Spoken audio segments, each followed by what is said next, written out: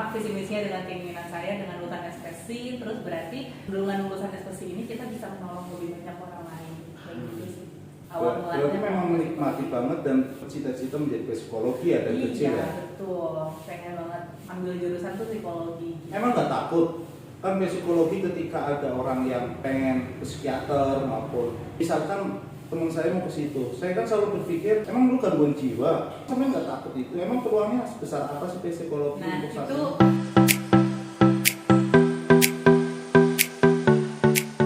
Melani, ya, Melani adalah lulusan dari psikologi UNJ. psikologi UNJ. Kemudian Melani juga udah berulang kali menolong orang dengan mentreatment ya ala bawah sadarnya dan gratis niatnya menolong. Ya, Coba alhamdulillah. jarang-jarang loh orang yang kayak gitu. Ya. Kenapa sih memilih lulus SMA kemudian masuk UNJ dengan jurusan psikologi? Apa yang membuat sampai tertarik masuk di UNJ itu? Iya, sebenarnya sih awal mulanya itu karena waktu SD bahkan ya, dari SD itu pernah membaca majalah Buku gitu kan. Kalau di rubrik majalah Buku itu kan ada kolom psikologi ya, klinik kancil, ingat banget namanya klinik kancil, dan itu ternyata oh jadi psikologi itu kita bisa mendengarkan orang ya, kita bisa tahu memecahkan masalah orang. Saat itu ya pandangan gue terhadap psikologi. Nah semakin berinya waktu SMP SMA kayaknya dengan pubertas remaja juga gitu, melihat kondisi masyarakat juga kayaknya psikologi itu tuh butuh deh seperti dokter juga gitu. Tapi dokternya itu untuk dokter jiwanya juga, dan akhirnya memilih psikologi UNJ gitu yang sama visi misinya dengan keinginan saya dengan lulusan ekspresi, terus berarti dengan lulusan ekspresi ini kita bisa menolong lebih banyak orang lain. Kayak gitu sih. Awal mulanya. Berarti memang menikmati banget dan cita-cita menjadi psikologi ya dari kecil ya? Iya betul, pengen banget ambil jurusan tuh psikologi. Emang nggak takut? Kan psikologi ketika ada orang yang pengen ke psikiater maupun arah-arah situlah. Misalkan teman saya mau ke situ, saya kan selalu berpikir emang lu gangguan jiwa, sampai nggak takut itu? Emang peluangnya sebesar apa sih psikologi Nah untuk saat itu tantangan sebagai mahasiswa ya saat itu ya, tantangan sebagai lulusan psikologi untuk membantu orang memberikan pencerahan bahwa psikologi itu it's okay loh, karena pada dasarnya setiap manusia itu punya nih sebenarnya punya gangguan, tapi ada gangguan yang mungkin bisa belum terlalu muncul, tapi ada juga yang bisa muncul juga kayak gitu. Jadi kita bantu mengedukasi ya, bantu mengedukasi masyarakat bahwa psikologi itu butuh, ternyata yang sakit itu bukan hanya fisik loh gitu, tapi psikis pun juga perlu bantuan, karena kita nggak tahu dari proses kita masa kecil dari lahir apakah kita pernah ada trauma, pernah ada kita ada keturunan mungkin kayak gitu kan. Dan psikologi itu bukan fungsi untuk menyembuhkan, tapi untuk membantu manusia ini kembali ke dirinya manusia itu lagi. Oh berarti psikologi itu bukan menyembuhkan ya, tetapi mengembalikan seperti yang dulu. Iya, mengembalikan manusia itu ke hasrat dirinya manusia itu sendiri. Oke. Tapi gini Mel, kalau untuk di zaman sekarang ya, kesehatan mental buruknya kan melalui, kalau orang-orang milenial itu kan gadget ya. Apa sih yang ada di bayangan Melani ketika ada anak kecil yang selalu kecanduan gadget. Terus apa sih sebenarnya yang terjadi? Kalau di zaman dulu kita kan nggak ada gadget tuh, itu aja masih punya gangguan mental, kesehatan mental yang buruk, apalagi ditambah gadget. Apa gadget seberapa bahaya sih sebenarnya? Iya, jadi gadget itu ibarat zaman sekarang seperti pisau bermata dua ya. Jadi dia itu kita nggak bisa mengkelompokkan dia itu negatif, kalau itu positif kayak gitu. Kenapa? Karena di saat pandemi seperti ini misalnya proses pembelajaran itu membutuhkan gadget untuk mereka belajar ya. Tapi ada juga gadget yang terlalu negatif penggunaannya, kita sering kayak gitu. Nah, kenapa anak kecil itu perlu untuk pengawasan penggunaan gadget oleh orang tuanya? Karena itu untuk mengawasi tumbuh kembang mereka juga, gitu, agar tumbuh kembang mereka tidak terganggu kayak gitu. Seberapa pengaruhnya gadget itu terhadap kesehatan mental? Berpengaruh. Sangat berpengaruh. Jelas bagi anak kecil ya, bagi anak-anak ya. Kalau misalnya gadget itu tidak dipergunakan atau tidak diawasi dengan semestinya, gitu. Misalnya anak ini tuh masih usia kecil terus dia suka makan itu, kita nggak tahu, mungkin orang tuanya sibuk bekerja atau orang tuanya tidak terlalu paham teknologi, misalnya anak-anak itu mengunduh video-video dewasa atau permainan-permainan yang mengandung kekerasan. Anak kecil itu kan penyaringan itu kan belum seperti anak dewasa ya, pengalaman dia masih belum terlalu Jadi mereka seperti spons gitu, masih menyerap semua informasi tanpa dipilih-pilih lagi gitu kan. Jadi ketika dia menerima itu semua, nggak dipilih-pilih, akhirnya ya udah dia masuk itu semuanya kayak kekerasan, kayak dan tahu seksual lebih awal, itu pasti akan berpengaruh dengan nanti dia dewasa dan remaja akan lebih mungkin maksudnya kan tidak lebih stabil, terus bisa lebih pantun juga kayak gitu.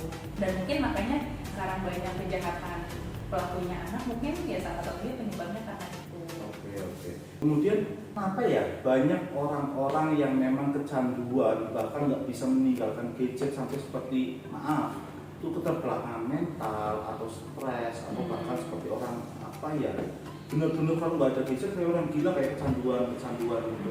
Kalau misal gadget itu penyebabnya apa? Kenapa orang bisa macam itu sih? Iya, kalau misalnya gadget itu sebenarnya kenapa bisa menyebabkan dia bisa kecanduan, benar-benar nggak bisa lepas.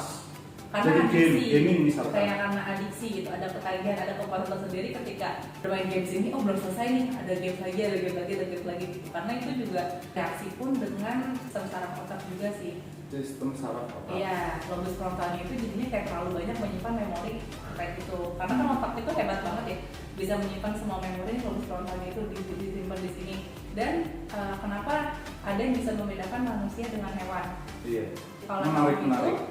Dia itu kan hanya punya insting, tapi dia tidak punya PFC yang depan sini. PFC itu untuk kayak menyaring mana sih yang baik, mana yang buruk. Allah sudah menciptakan itu ya, Tuhan sudah menciptakan itu. Tapi karena itunya sudah tidak terlatih, sudah dari kecil anaknya tidak distimulasi dengan hal-hal yang berkaitan dengan sosial dia, dengan games terus, akhirnya jadinya itu tidak berfungsi lagi PFC-nya. Jadinya dia berperilaku seperti adiksi, kecanduan, marah-marah mungkin ketika handphone itu diambil karena kebutuhannya dia diambil kayak gitu.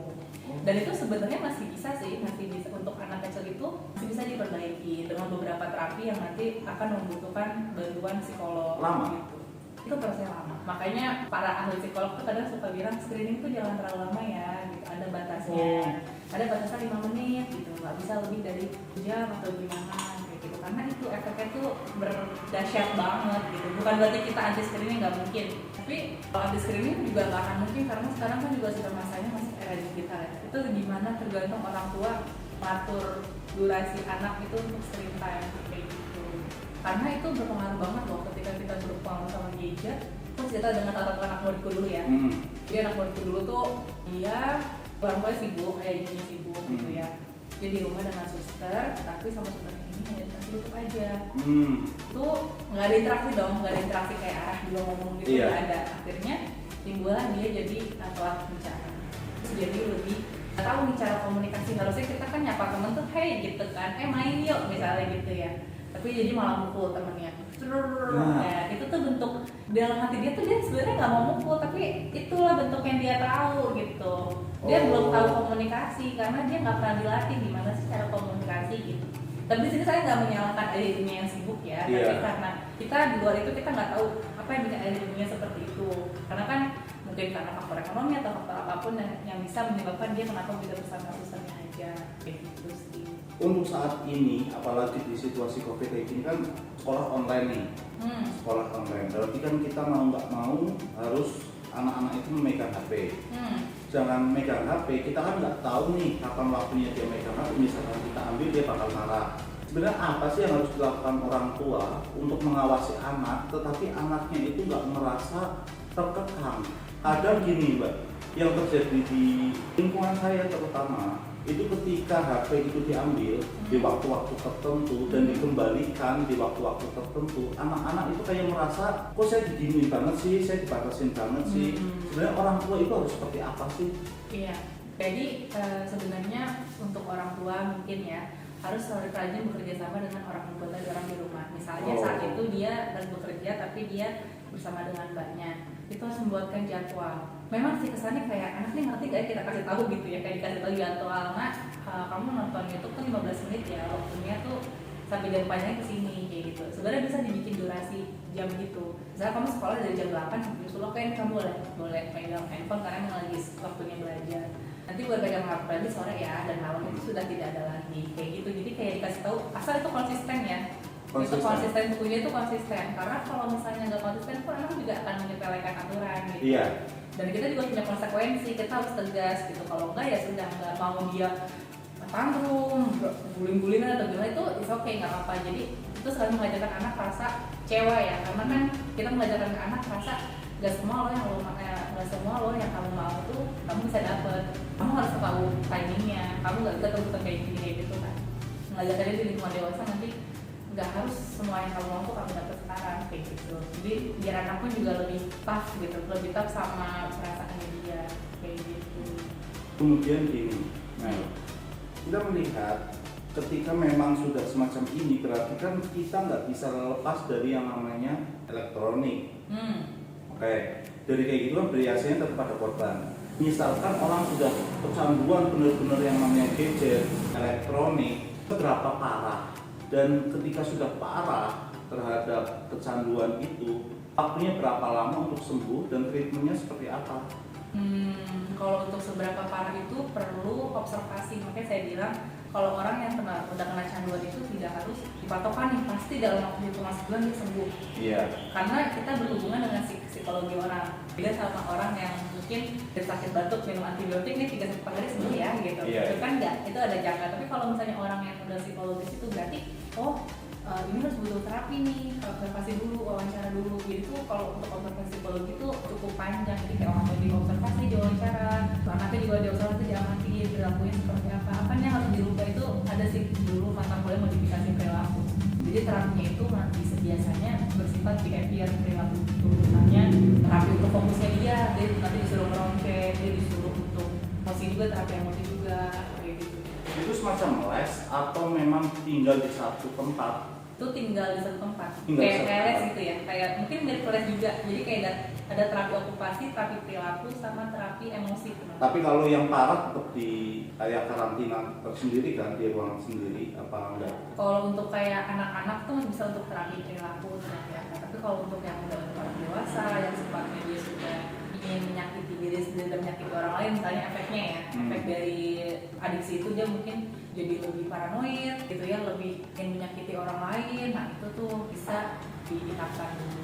Oke, saya sih memang nggak tahu nih ya, maaf. Misalkan orang itu udah akut sampai misalkan jiwanya terganggu lah, kesehatan mentalnya udah benar-benar terganggu, kemudian ada nggak yang benar-benar sampai stres kayak orang lupa gitu? Sejauh ini yang saya tahu, saya belum pernah menemukan yang sampai lupa gitu. Gara-gara gadget. Tapi emosinya terganggu iya. Oh. Ada orang yang emosinya terganggu karena udah saking adiksi. Tapi yang lebih mirisnya sih kan kalau adiksi gadget itu terjadi sama anak-anak remaja ya. Gitu. Anak remaja. Iya. Tapi nggak menutup kemungkinan dong anak-anak kecil juga bakal masuk ke situ. Betul. Lebih bahaya mana? Untuk anak-anak sama anak-anak yang sudah dewasa lebih cepat mana untuk gadget itu merusak lebih anak? Kalau itu dua-duanya efeknya dahsyat sih gadget. Dahsyat. Nggak mandang dia masih kecil atau dewasa sama aja. Sama kayak gitu. Dan semakin cepat diobati gitu, bawa ke psikolog gitu ya, di terapi gitu akan lebih kurangi ya intensitasnya dia kayak gitu. Oke, ada satu hal yang menarik Mbak di diri Melanie ya. Sampai mau mentreatment orang, membawa alam bawah sadarnya untuk menjadi lebih baik itu secara gratis. Kenapa bisa semacam itu, sedangkan ketika ke psikiater itu kan tetap harus bayar. Memang sampai belum ke arah sana ya, tapi kenapa sampai mau terjun di situ, mau ibaratnya menolong orang-orang tanpa mengharapkan imbalan? Ya, jadi mungkin suka ceritain aja kali ya. Yeah. Saya kan S1 psikologi. Jadi di anak psikologi itu kita belum diperkenankan untuk menganalisis orang, untuk mendeskripsikan orang itu seperti apa gitu ya. Nah, untuk itu kenapa saya tertarik dengan bawah sadar tadi? Iya, itu awal mula itu karena berawal dari mata kuliah saya sebenarnya. Mata kuliah tentang kesehatan mental waktu itu. Dan kita diharuskan untuk membuat seminar. Nah, di seminar itu saya kebagian untuk menjadi pembicara. Bicara tentang forgiveness, jadi ingat banget terapi forgiveness, dan itu pesertanya itu anak-anak SMA. Jadi terapinya itu anak itu memegang balon dan saya membantu untuk mentransfer emosi negatif dia ke balon. Jadi kayak memindahkan, jadi mereka suruh peluk balonnya, mereka benar dipeluk sampai pinggir balon itu dipecahin gitu kan. Terus gitu, itu tuh jadi ibaratnya kayak membuang emosi negatifnya dia. Nah dari situ tuh saya melihat mereka sedih gitu, saya melihat mereka berhasil untuk mengeluarkan emosi mereka, kayak ada kekuatan tersendiri gitu. Ternyata karena menurut saya sebaik-baik orang itu orang yang bermanfaat ya gitu maksudnya. Karena kita pasti tujuan di dunia ini kita jadi orang yang bermanfaat gitu. Dan seperti itu baru saya tertarik dengan dari alam bawah sadar. Dari kamu tuh kuliah pun ada hipnoterapi, pelatihan hipnoterapi juga, pelatihan hipnoterapi bersama dengan dosen-dosen saya di kampus. Dan itu tujuannya saat itu untuk hiburan gitu kan. Tapi saya jadi tahu ternyata kekuatan pikiran manusia tuh hebat banget ya gitu. Makanya suka ada yang bilang kan, kalau berucap tuh yang benar gitu, kalau ngomong tuh yang benar gitu, nanti mau kejadian, makanya itu tuh benar gitu. Jadi kan kayak kita berucap, hari ini gagal, itu tuh jadi kayak beneran gagal gitu. Makanya kan setiap bangun itu kita harus afirmasi positif ya, harus bilang kayak oke, hari ini aku bisa, aku lebih semangat, aku bisa untuk melalui hari dengan baik. Itu tuh jadi penguatan diri gitu. Apa yang kita ucapkan, kita akan berbalik dengan apa yang kita hadapkan saat itu. Itu tuh berpengaruh loh. Dan itu akhirnya yang bikin kayak gitu. Kenapa sih harus afirmasi positif? Harus ngomong. Kenapa sih harus afirmasi positif? Kenapa sih harus yang seperti itu kayak gitu? Ya tadi saya seperti bilang, hipnoterapi itu bagus sebenarnya untuk menyembuhkan jiwa-jiwa yang mungkin selama ini terpendam. Oh, berarti ucapan kita sebenarnya itu udah termasuk membawa alam bawah sadar kita sendiri ya, tergantung ucapannya itu mau baik atau buruk, nanti itu berpengaruh terhadap individu seseorang. Betul. Dibully, gendut gini misalnya gitu ya. Kita kan menganggap kayak kita tuh bercanda loh gitu, tapi ternyata efek itu dan nerima itu kita dahsyat banget gitu. Dia sampai mengalami. Kalau siang normal seperti biasa, tapi kalau malam dia seketika seperti bukan diri dia. Tuh sampai merinding.